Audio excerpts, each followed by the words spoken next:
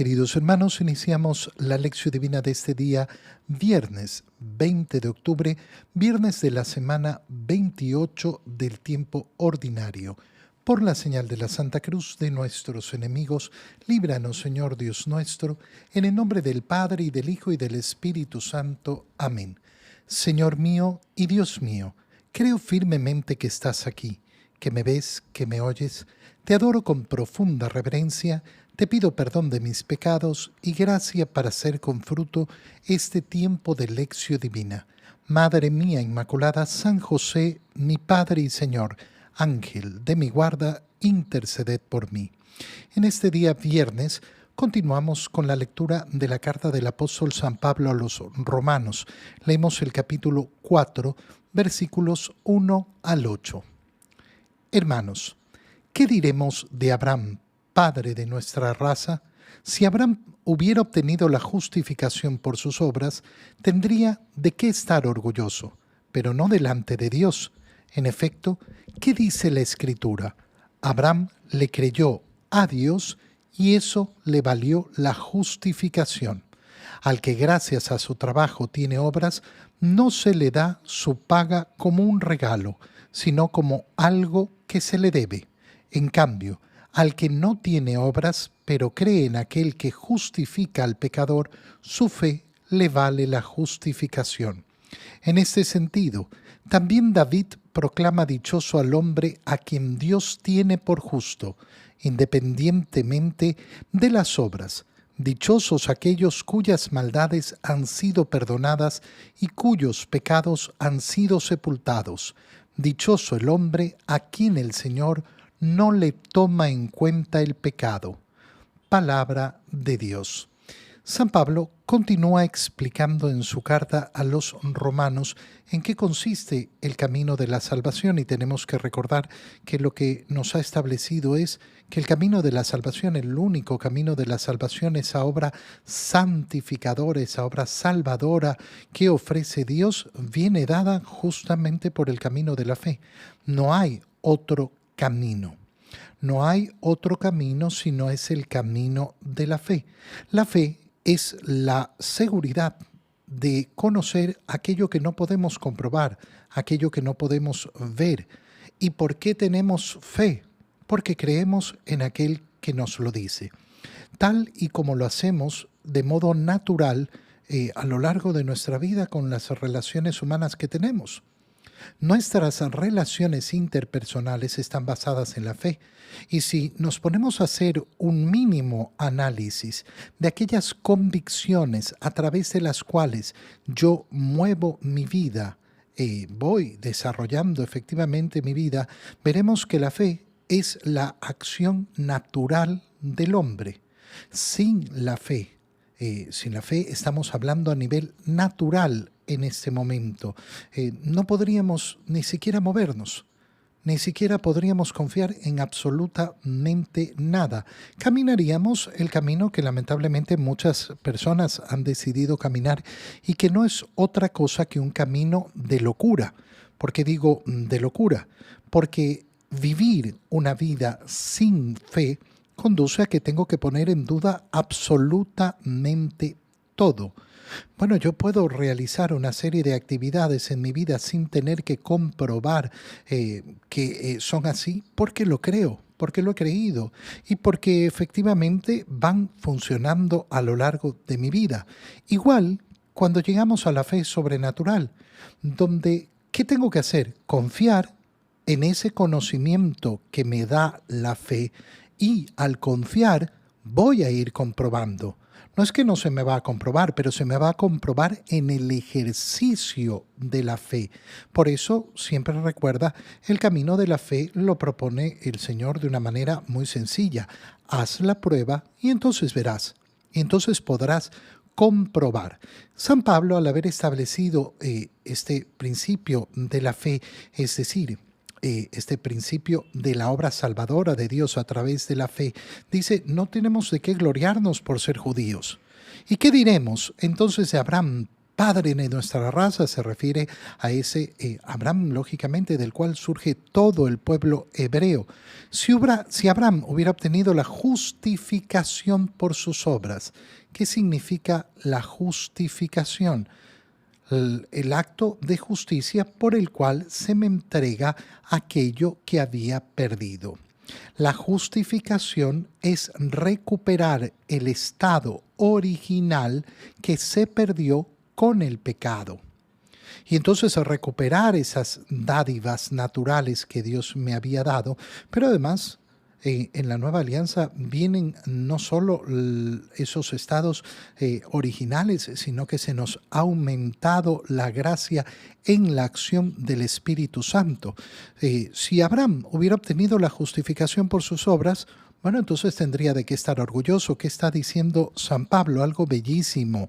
Oye, no es cierto que nosotros podamos con nuestras obras ganar la salvación.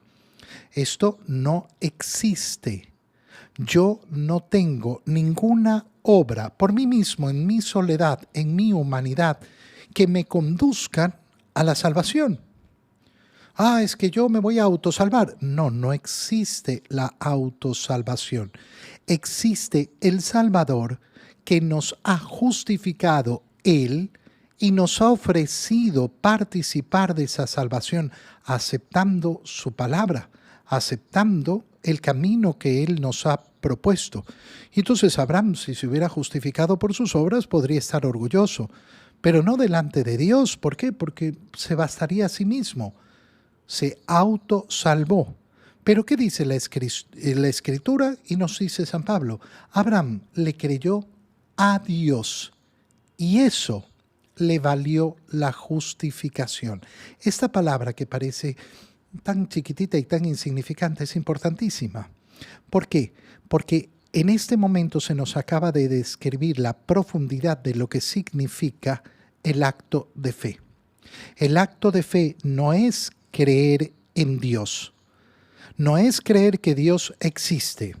Eso, ya lo hemos dicho muchas veces en esta lección divina, es el acto casi más natural para el ser humano. El acto de fe consiste en lo que está diciendo San Pablo, creerle a Dios.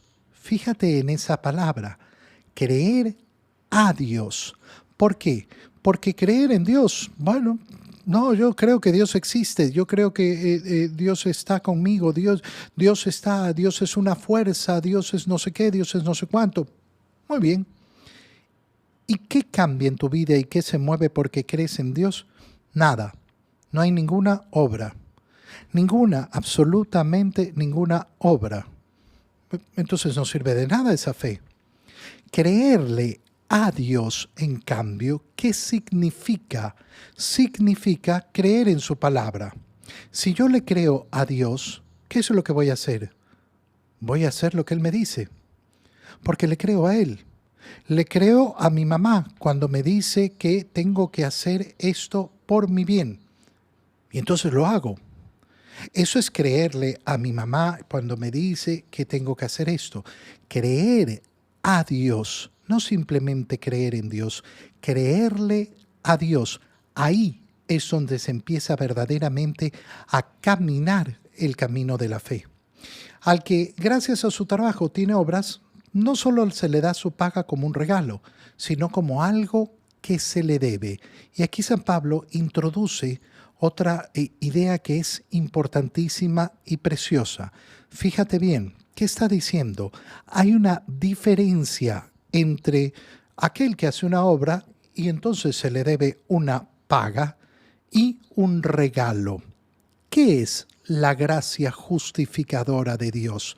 ¿Una paga o un regalo? Un regalo. Nunca podremos hacer nada para merecer el regalo.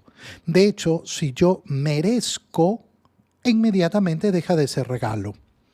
¿Qué ha hecho el cumpleañero para merecer que los amigos y los familiares le den un regalo? ¡Ay, nacer! No ha hecho nada. Por eso se llama regalo. Simplemente manifiesta mi cariño por ti. Ese es el regalo. el verdadero regalo.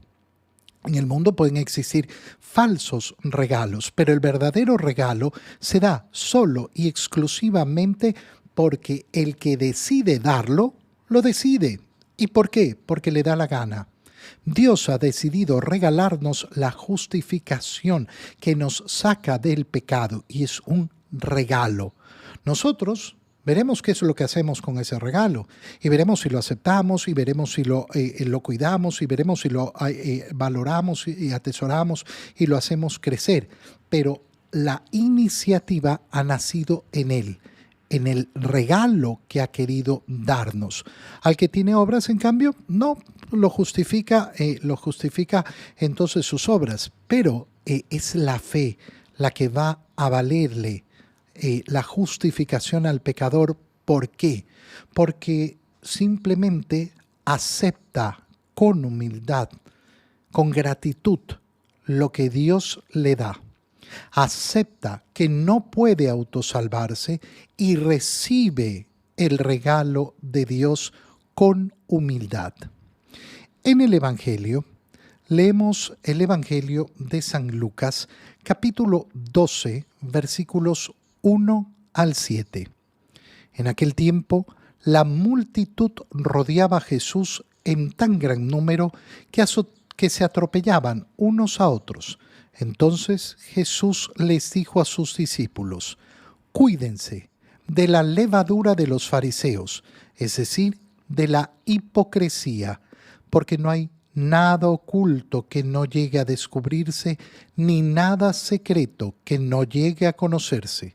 Por eso, todo lo que ustedes hayan dicho en la oscuridad se dirá a plena luz, y lo que hayan dicho en voz baja y en privado se proclamará desde las azoteas.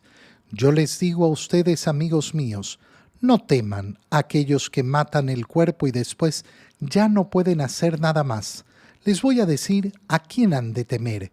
Teman a aquel que después de darles muerte los puede arrojar al lugar de castigo. Se lo repito, a él sí tienen que temerlo. ¿No se venden 5 pajarillos por 2 monedas? Sin embargo, ni uno solo de ellos se olvida a Dios. Y por lo que a ustedes toca, todos los cabellos de su cabeza están contados. No teman, pues, porque ustedes valen mucho más que todos los pajarillos. Palabra del Señor. Vamos a ir desmenuzando poco a poco el Evangelio, que es tan profundo y maravilloso en su lectura. Empieza diciéndonos San Lucas que la multitud rodeaba a Jesús en tan gran número que lo atropellaban. Esta es la introducción a lo que viene. Están rodeados de gente. ¿Cómo se siente cuando uno está rodeado de gente que te está apoyando, que te está vitoreando, que está deseosa de estar contigo, que está... Se sube el amor propio, el ego, uno cree que es importante y entonces puede ocurrir lo que está advirtiendo el Señor.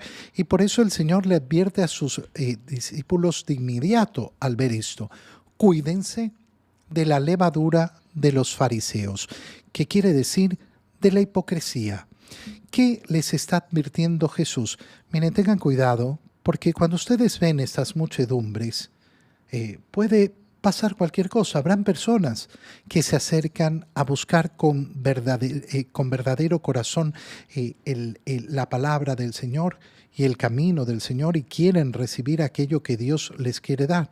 Pero habrán aquellos que simplemente se dejan llevar por el fanatismo, se dejan llevar por el momento, se dejan llevar por los sentimientos, se dejan llevar por 1000 razones.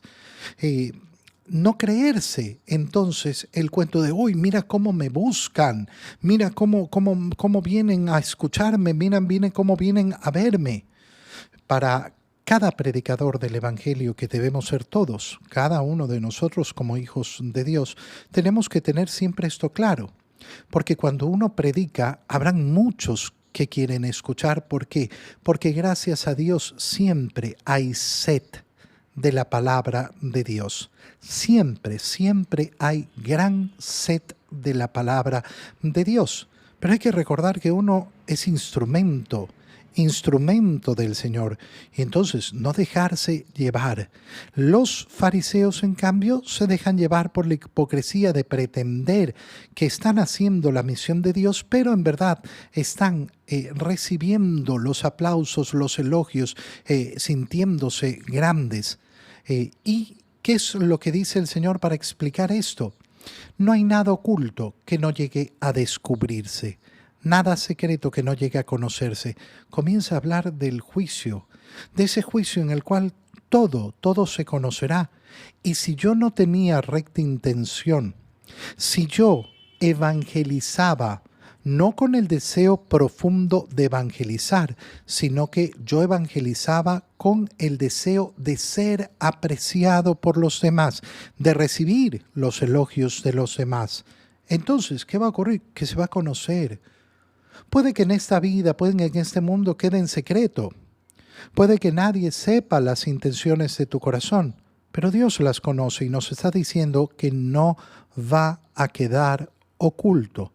Por tanto, las hipocresías no nos van a servir de nada. El día del juicio todo será manifiesto. Todo, absolutamente todo será manifiesto. No habrá nada que quede en la oscuridad. Se dirá a plena luz. Nuestra vida entera, con todos nuestros pensamientos, con todos nuestros sentimientos, todo nuestro ser será público. Y por eso, entonces, si voy a llegar a ese día, ¿de qué me sirve? ¿De qué me sirve ponerme un maquillaje? ¿De qué me sirve ponerme una máscara? ¿De qué me sirve la hipocresía? Yo les digo por eso a ustedes, amigos, no teman a aquellos que matan el cuerpo y después ya no pueden hacer nada más. ¿Por qué el Señor les habla así? Muy sencillo. Ayer hemos escuchado cómo Jesús les hablaba a los doctores de la ley, a los fariseos, diciéndole, ustedes construyen el sepulcro para los profetas que mataron a sus papás, que mataron sus padres, perdón. Con lo cual se hacen cómplices de ese acto. ¿Por qué? Porque tienen miedo de decir la verdad. El Señor, en cambio, se manifiesta como alguien que no tiene miedo. Después de esas palabras buscaban cómo atraparlo, cómo acusarlo con sus propias palabras, pero Él ha hablado con rectitud, Él ha hablado con claridad. No tiene miedo de las consecuencias que le puedan ocasionar los hombres. ¡Qué bonito! Ahora se lo dice a sus discípulos. Miren, no sean hipócritas, no anden poniendo cara. Digan la verdad, manifiesten el Evangelio con valentía. No se preocupen de que, ay, pero ¿qué van a decir de mí? ¿Qué van a pensar? Y que no sé qué, y que cómo me van a ver, y si me van a sacar del trabajo, y si me van a no sé cuánto, y si me No teman. No teman a los que, ¿qué pueden hacer? Matarlos. ¡Ah! Es lo máximo. El máximo mal que te pueden hacer en este mundo es matarte. Y no es que sea algo simpático ni bello que te maten, pero date cuenta de una cosa, morirnos nos vamos a morir. ¿Cuál es el peor mal que me pueden hacer los hombres? Matarme. Ok, me mataron. Si yo vivo en la gracia de Dios, si yo vivo caminando hacia el cielo, ¿qué es la muerte para mí? La puerta de entrada a la casa del Padre. ¿Este es el mayor mal que me pueden ocasionar? Bueno, entonces no voy a temer. No voy a andar como loco buscando la muerte, pero no voy a temer. Y en cambio, ¿a quién sí deben temer? Les voy a decir a quién temer. Teman a aquel que después de darles muerte los puede arrojar al lugar del castigo. Teman a Dios. Aquí ya entra no el temor malo, el miedo, sino la virtud del temor de Dios. Oye, si vas a vivir tu vida temeroso, teme a quien verdaderamente puede hacer daño. ¿Y quién es el que te puede hacer daño en este sentido muy superficial hablando, ¿no? Aquel que tiene la potestad de decir te salvas o te condenas. Y por tanto, ¿a quién tengo que buscar agradar yo? ¿A los hombres o a Dios? Siempre a Dios. Los hombres tienen el poder de matarme, gran cosa. Dios es el único que tiene el poder de juzgarme. Dios es el único que tiene el poder de juzgarme. Y por eso les dice el Señor después que tengan calma. No se venden 5 pajarillos por 2 monedas, ustedes valen mucho más. Todos los cabellos de su cabeza están contados. No teman, ustedes valen mucho. El amor a Dios empieza verdaderamente en esa valoración a la cual nos invita el Señor, porque esto se resume en una expresión muy sencilla. Ámate a ti mismo, ámate, valórate. ¿Por qué? Porque Dios te ama, porque Dios te ama. Y si Dios te ama, valórate, valórate no hacia el mundo, sino hacia Dios. Te doy gracias, Dios mío, por los buenos propósitos, afectos e inspiraciones que me has comunicado en este tiempo de lección divina. Te pido ayuda para ponerlos por obra. Madre mía Inmaculada, San José, mi Padre y Señor, Ángel de mi guarda, interceded por mí. María, Madre de la Iglesia, ruega por nosotros. Queridos hermanos, os reciban mi bendición en este día en el nombre del Padre y del Hijo y del Espíritu Santo. Amén. Que tengan todos un muy feliz día y un feliz fin de semana.